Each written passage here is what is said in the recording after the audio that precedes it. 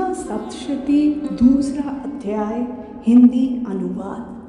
देवताओं के तेज से देवी का प्रादुर्भाव और महिषासुर की सेना का वध। महर्षि मेधा बोले, प्राचीन काल में देवताओं और असुरों में पूरे 100 वर्षों तक घोर युद्ध हुआ था। उनमें असुरों का स्वामी महिषासुर था और देवराज इंद्र देवताओं के नायक थे। इस युद्ध में देवताओं की सेना परास्त हो गई थी और इस प्रकार संपूर्ण देवताओं को जीतकर महिषासुर इंद्र बन बैठा था। युद्ध के पश्चात हारे हुए देवता प्रजापति श्री ब्रह्मा को साथ लेकर उस स्थान पर पहुँचे जहाँ पर कि भगवान शंकर विराजमान थे। देवताओं ने अपनी हार का सारा वृत्तांत भगवान श्री विष्णु और शंकर जी से कह सुनाया। वह कहने लगे, हे प्रभु, महिषासुर सूर्य, इंद्र, अग्नि, वायु, चंद्रमा, यम, वरुण तथा अन्य देवताओं के समस्त अधिकार छीनकर सबका अधिष्ठाता स्वयं बन बैठा है। उसने समस्त देवताओं को स्वर्ग से निकाल दिया है और वह मनुष्यों की तरह पृथ्वी पर विचर रहे हैं। दैत्यों की सारी करतूत हमने आपको सुना दी है और आपकी शरण में इसलिए आए हैं कि आप उनके वध का कोई उपाय सोचें। देवताओं की बात सुनकर भगवान श्री विष्णु और शंकर जी को दैत्यों पर बड़ा गुस्सा आया। उनकी भौहें तन गईं और आंखें लाल हो गईं। गुस्से में भरे भगवान विष्णु के मुख से बड़ा भारी तेज निकला और उसी प्रकार का तेज भगवान शंकर, ब्रह्मा और इंद्र आदि दूसरे देवताओं के मुख से भी प्रकट हुआ। फिर वह सारा तेज एक में मिल गया और तेज का पुंज वह ऐसे दिखता था जैसे कि जाज्वल्यमान पर्वत हो। देवताओं ने देखा कि उस पर्वत की ज्वाला चारों ओर फैली हुई थी और देवताओं के शरीर से प्रकट हुए तेज की किसी अन्य तेज से तुलना नहीं हो सकती थी। एक स्थान पर इकट्ठा होने पर वह तेज एक देवी के रूप में परिवर्तित हो गया और अपने प्रकाश से तीनों लोकों में व्याप्त जान पड़ा। वह भगवान शंकर का तेज था। उसमें देवी का मुख, यमराज के तेज से उसके सिर के बाल बने, भगवान श्री विष्णु के तेज से उसकी भुजाएं बनी, चंद्रमा के तेज से दोनों स्तन और इंद्र के तेज से जंघा और पिंडली तथा पृथ्वी के तेज से नितंब भाग बना। ब्रह्मा के तेज से दोनों चरण और सूर्य के तेज से उनकी उंगलियां पैदा हुई और वसुओं के तेज से हाथों की उंगलियां एवं कुबेर के तेज से नासिका बनी। प्रजापति के तेज से उसके दांत और अग्नि के तेज से उसके नेत्र बने। संध्या के तेज से उसकी भौहें और वायु के तेज से उसके कान प्रकट हुए थे। इस प्रकार उस देवी का प्रादुर्भाव हुआ था।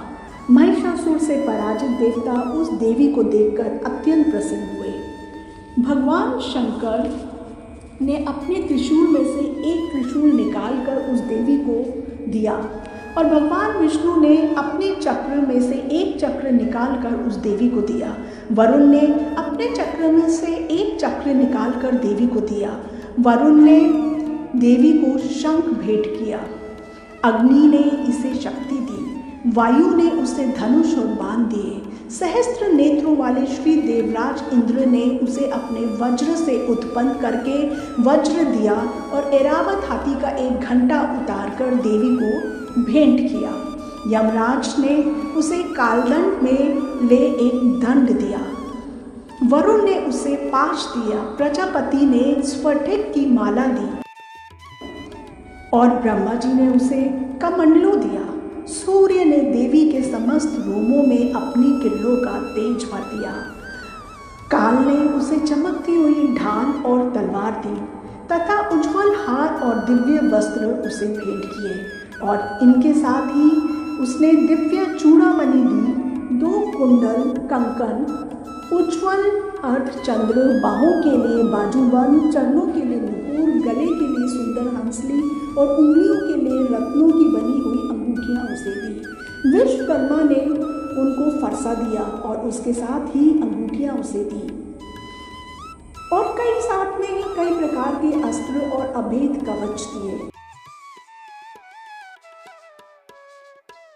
इसके अतिरिक्त उसने कभी भी नाक कुम्हलाने वाले सुंदर कमलों की मालाएं भेंट की। समुद्र ने सुंदर कमल का फूल भेंट किया। हिमालय ने सवारी के लिए सिंह और तरह तरह के रत्न देवी को भेंट किए। यक्षराज कुबेर ने मधु से भरा हुआ पात्र और शेषनाग ने उन्हें बहुमूल्य मणियों से विभूषित नागहार भेंट किया। इसी तरह दूसरे देवताओं ने भी उसे आभूषण और अस्त्र देकर उसका सम्मान किया। इसके पश्चात देवी ने उच्च स्वर से गर्जना की। उसके इस भयंकर नाद से आकाश गूंज उठा। देवी का वह उच्च स्वर से किया हुआ सिंहनाद समा न सका। आकाश उनके सामने छोटा प्रतीत होने लगा। उससे बड़े जोर की प्रतिध्वनि हुई जिससे समस्त विश्व में हलचल मच गई और समुद्र कांप उठे, पृथ्वी डोलने लगी और सबके सब पर्वत हिलने लगे।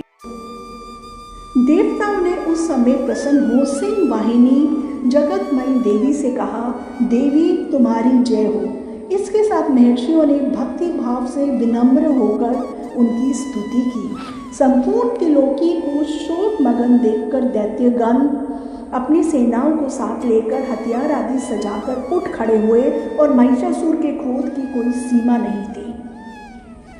उसने क्रोध में भरकर कहा, ये सब क्या उत्पात है। फिर वह अपनी सेना के साथ उस ओर दौड़ पड़ा जिस ओर से भयंकर नाद का शब्द सुनाई दिया था और आगे पहुंचकर उसने देवी को देखा जो कि अपनी प्रभा से तीनों लोगों को प्रकाशित कर रही थी। उसके चरणों के भार से पृथ्वी दबी जा रही थी। माथे के मुकुट से आकाश में एक रेखा सी बन रही थी और उसके धनुष की टंकार से सब लोग क्षुब्ध हो रहे थे। देवी अपनी सहस्त्र भुजाओं को संपूर्ण दिशाओं में फैलाए खड़ी थी। इसके पश्चात उनका दैत्यों के साथ युद्ध छिड़ गया और कई प्रकार के अस्त्र शस्त्रों से सबकी सब दिशाएं उद्भाषित होने लगी। महिषासुर की सेना का सेनापति चिक्षुर नाम का एक महान असुर था। वह आगे बढ़कर देवी के साथ युद्ध करने लगा और दूसरे देवताओं की चतुरंगी सेना साथ लेकर चामर भी लड़ने लगा और 60,000 महारथियों को साथ लेकर उद्दर्भ नामक महादैत्य आकर युद्ध करने लगा और महाहनु नामक असुर 1 करोड़ रथियों को साथ लेकर असीलोमा नामक असुर 5 करोड़ सैनिकों को साथ लेकर युद्ध करने लगा। वाशकल नामक असुर 60 लाख असुरों के साथ युद्ध में आ डटा। विडाल नामक असुर 1 करोड़ रथियों सहित लड़ने को तैयार था। इन सब के अतिरिक्त और भी हजारों असुर हाथी और घोड़ा साथ लेकर लड़ने लगे और इन सब के पश्चात महिषासुर करोड़ों रथों, हाथियों और घोड़ों सहित वहां आकर देवी के साथ लड़ने लगा। सभी असुर तोमर, भिंदीपाल, शक्ति, मूसल, खंडकों, फरसों, पटियों के साथ रणभूमि में देवी के साथ युद्ध करने लगे। कई शक्तियां फेंकने लगे और कई अन्य शस्त्र आदि। इसके पश्चात सबके सब दैत्य अपने अपनी तलवारें हाथों में लेकर देवी की ओर दौड़े और उसे मारने का उद्योग करने लगे। मगर देवी ने क्रोध में भरकर खेल ही खेल में उन सब अस्त्र शस्त्रों को काट दिया। इसके पश्चात ऋषियों और देवताओं ने देवी की स्तुति आरंभ कर दी और वे प्रसन्न होकर असुरों के शरीर पर अस्त्र शस्त्रों की वर्षा करती रही। देवी का वाहन भी क्रोध में भरकर दैत्य सेना में इस प्रकार विचरने लगा जैसे कि वन में दावानल फैल रहा हो। युद्ध करती हुई देवी ने क्रोध में भर जितने श्वासों को छोड़ा वे तुरंत ही सैकड़ों हजारों गणों के रूप में परिवर्तित हो गए। फट से बिंदीपाल, खटक तथा पट्टिटर इत्यादि अस्त्रों के साथ दैत्यों से युद्ध करने लगे। देवी की शक्ति से बड़े हुए वह गण दैत्यों का नाश करते हुए ढोल, शंख व मृदंग आदि बजा रहे थे। तदनंतर देवी ने त्रिशूल, गदा, शक्ति, खड्ग इत्यादि से सहस्त्रों असुरों को मार डाला। कितनों को घंटे की भयंकर आवाज से ही यमलोक पहुंचा दिया। कितने ही असुरों को उसने पास में बांधकर पृथ्वी पर धर घसीटा। कितनों को अपनी तलवार से टुकड़े टुकड़े कर दिए और कितनों को गदा की चोट से धरती पर सुला दिया। कई दैत्य मूसल की मार से घायल होकर रक्त वमन करने लगे और कई शूल से छाती फट जाने जाने के कारण पृथ्वी पर लेट गए और कितनों की बाण वर्षा से कमर टूट गई। देवताओं को पीड़ा देने वाले दैत्य कट कट कर ही मरने लगे। कितनों की बाहें अलग हो गई, कितनों की ग्रीवाएं कट गई, कितनों के सर कटकर दूर भूमि पर लुढ़क गए, कितनों के शरीर बीच में से कट गए, कितनों की जांघाएं कट गई और वे पृथ्वी पर गिर पड़े। कितने ही सिरों व पैरों के कटने पर भी भूमि पर से उठ खड़े हुए और शस्त्र हाथ में लेकर देवी से लड़ने लगे। और कई दैत्यगण भूमि में बाजों की ध्वनि के साथ नाच रहे थे। कई असुर जिनके सर कट चुके थे बिना सर के धड़ से ही हाथ में शस्त्र लिए लड़ रहे थे। दैत्य रह कर ठहरो ठहरो कहते हुए देवी को युद्ध के लिए ललकार रहे थे। जहाँ पर घोर संग्राम हुआ था वहाँ की भूमि रथ, हाथी, घोड़े और असुरों की लाशों से भर गई थी और असुर सेना के बीच में रक्तपात होने के कारण दूधेर की नदियाँ बह रही थी। और इस तरह देवी ने असुरों की विशाल सेना को क्षण भर में इस तरह से नष्ट कर डाला जैसे तृण काष्ठ के बड़े समूह को अग्नि नष्ट कर डालती है। और देवी का सिंह भी गर्दन के बालों को हिलाता हुआ बड़ा शब्द करता हुआ असुरों के शरीरों से मानो उनके प्राणों को ढूंढ रहा था।